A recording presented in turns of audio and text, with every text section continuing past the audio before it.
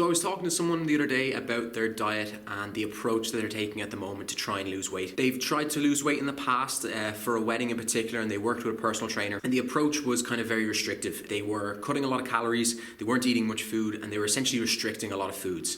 Now, it's very hard for me to say that that wasn't the right approach to take because they got to the end goal. So it was successful in some ways.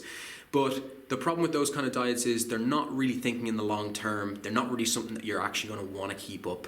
They're not thinking of after the diet in a way. Now, I think this is an area that a lot of people actually fall short with when it comes to diets. They think that diets are supposed to be miserable because they involve like a really extreme calorie deficit and you just don't get to enjoy the foods that you actually like. But when you think about it, you're just essentially setting yourself up for failure with this approach.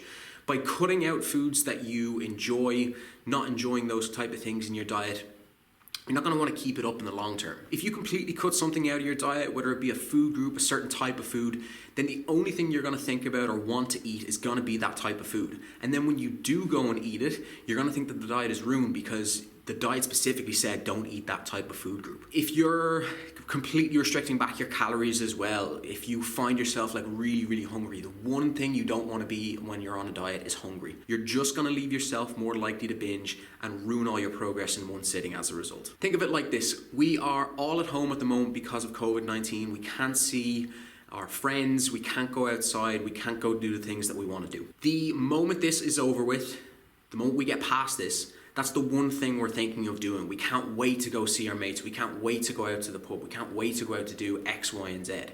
This is the exact same thing with your diet. If you can't wait for your diet to be finished, then you need to stop what you're doing right now. You need to set yourself up with a diet that you can realistically see yourself continuing with even when you reach your goals. You need to set yourself up with enough of a calorie deficit so that you start to see a little bit of weight loss, but you also don't set yourself too extreme a deficit that you just leave yourself hungry all the time. As we can all see from these restrictions, humans don't like restrictions, so don't restrict yourself when it comes to your diet.